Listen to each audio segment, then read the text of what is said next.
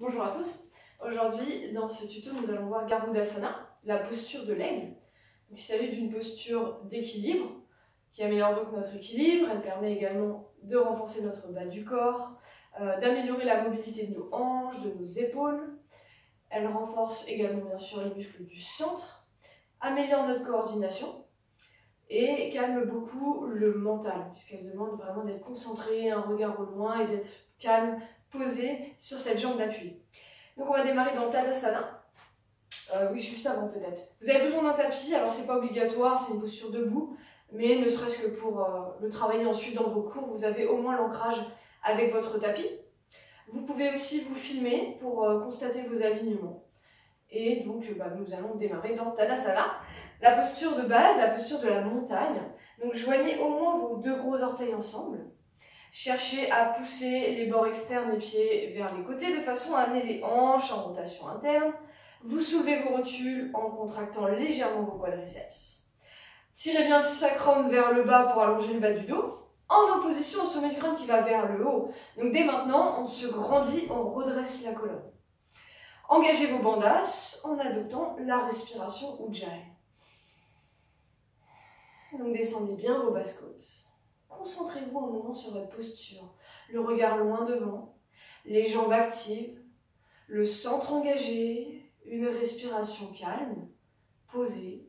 On ressent la contraction des fessiers sur le côté notamment, des quadriceps, l'allongement du bas du dos, l'engagement des abdos pour stabiliser le bassin.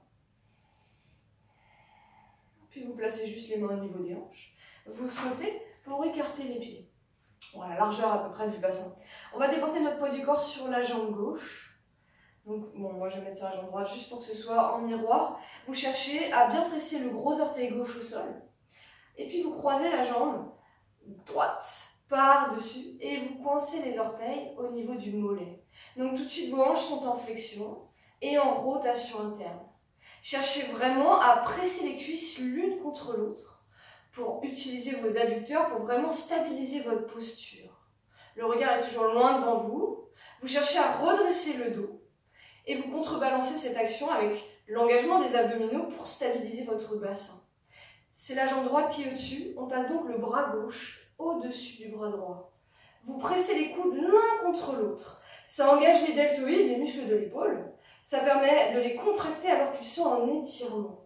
Vos coudes sont à hauteur d'épaule et donc les paumes de main pressent l'une contre l'autre. Le regard est loin devant vous. En inspirant, cherchez bien à allonger votre colonne en tirant le sommet du crâne vers le haut, le sacrum vers le sol. Et en soufflant, vous serrez plus les jambes, vous serrez plus les bras, vous pressez vos paumes de main. Et bien sûr, vous serrez vos bandhas. Donc adoptez la respiration Ujjayi. On cherche donc à tirer le bout des doigts vers le haut. Et en expirant, on serre plus le centre, on serre plus les bandhas.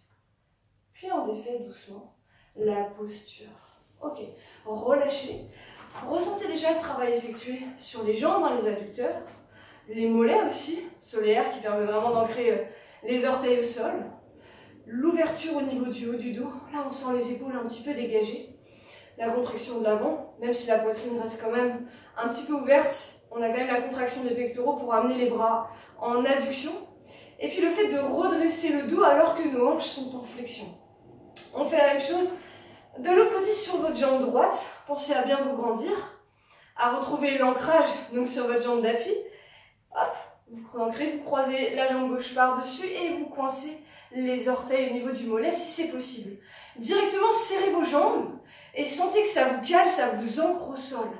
On active bien sûr les adducteurs, on sent également les muscles des fessiers pour amener les hanches en rotation interne, les tenseurs du fascia lata également.